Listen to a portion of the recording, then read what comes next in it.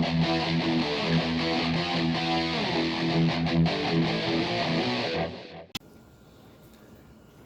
right, what is up, ladies and gents? Jason Ward here, Ward's Way to Fitness, coming at you for my next edition of What Diet Is This Wednesdays. So, today's topic is going to be the Paleo Diet. All right, the Paleo Diet has dwindled in popularity in recent years, but I do remember when I was going through my university degree around circa 2005, 2006, that the Paleo Diet was really starting to take off and get quite popular. I remember reading Mark's Daily Apple, Mark Sisson.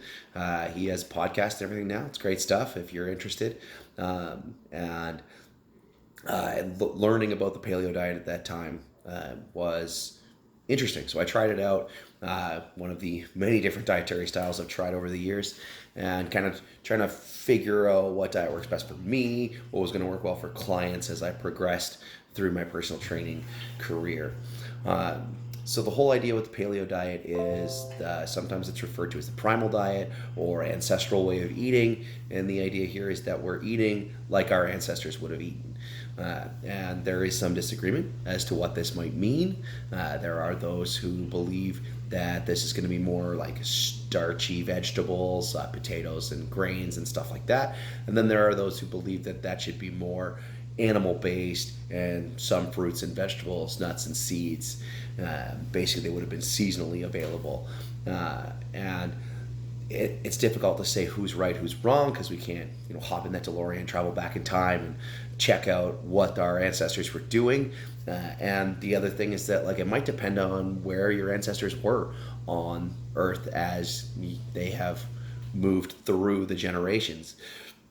The more northern latitudes are obviously going to be eating a lot more meats because they would have been more readily available, particularly during colder months or ice ages.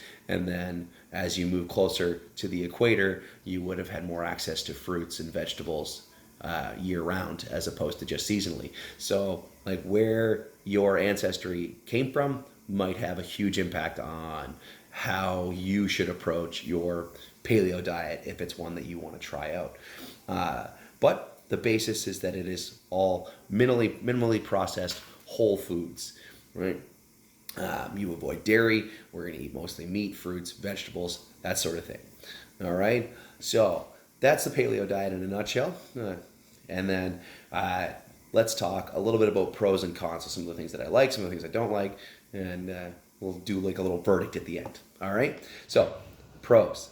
It is mostly whole foods and minimally processed foods, which I think is hugely beneficial for most people, and particularly in the Western Hemisphere, like North America in particular, and a bit Europe, not as bad, but obesity is a huge problem, and I think a lot of it has to do with how much processed food most of us are eating. I think processing our food is the worst thing that we could have done for our health. We should be eating whole foods, minimally processed foods, to optimize our health, fitness, and longevity. So another thing that I like about the diet is that there is quite a bit of variety, really. You could eat any fruits, vegetables, nuts, seeds, meats. All of this stuff is fine, and that should be enough to give you plenty of variety in your diet. You can have different protein sources with each meal. Each day doesn't have to look the same. You can mix in different fruits, vegetables for different colors and textures, and I think you've got a lot of variety available to you. Excuse me. And so it's got a lot of potential for people who like variety, and it's got a lot of good nutrition in all of the food selections that you could make. And where it is minimally processed, I think you will also have much better digestion than if you were to be eating a lot of processed foods or foods that just don't agree with your system. This is something to be considered, as well as how well you handle certain foods. And a paleo diet can also get to a point where it is a bit of an elimination diet, so you can cut a lot of stuff out and then start mixing things back in until you find the foods that really fit with your lifestyle and your needs. All right, so that's my pros in a nutshell there. Okay, and then let's talk a little about the cons. So what do I think the cons are? You do need to plan it well.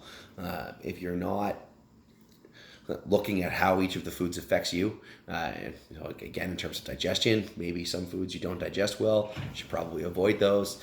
Obviously, nuts and seeds can be a big part of this diet. If you have an allergy, then you can't have those foods. Dairy is actually eliminated on a paleo diet, generally speaking, and I'm kind of torn on that one. There's a lot of potential benefits with dairy, but not everybody responds well to it, so maybe it's a good thing to cut it out. And again, if you're doing it as sort of like an elimination, you could mix the dairy back in based on tolerance. If you have some and it doesn't bother you, maybe you have a little bit more, and you can find that dose relationship where you figure out how much dairy you can have before it starts to be a problem for you.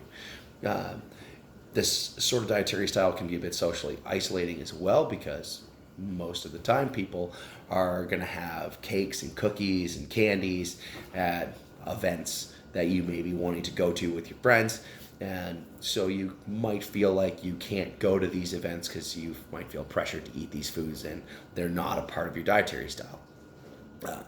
So those are my cons. Overall, I do think the paleo diet's a great way of eating most of the time. I think you should probably give yourself a little bit of flexibility if you are following a paleo diet, unless of course there's a reason that you can't eat those foods. And it definitely combines a lot of really good elements. And my personal opinion is that meat should be a large part of your diet, or animal products in general should make up a large portion of what we're eating every day. There's so much nutrition and bioavailability in the foods that I have a hard time really grasping the idea that we should be cutting these foods out. I don't really see the benefit, but there are those who think plant-based is the way to go, and like, power to them. That's right. You could also do a paleo plant-based diet. As I discussed, there are those who believe that starchy tubers and that sort of thing would have been a big part of the ancestral diet. So that's the paleo diet in a nutshell. Hopefully you guys liked the video. If you did, hit that thumbs up down below. Don't forget to subscribe. Comment with anything you might want to let me know about, or if you have questions, concerns, a topic you'd like me to cover, whatever. If you didn't like the video, hit the thumbs down. That's fine. Right? Let me know your thoughts. We'll see you guys next time. All right. Have a great day.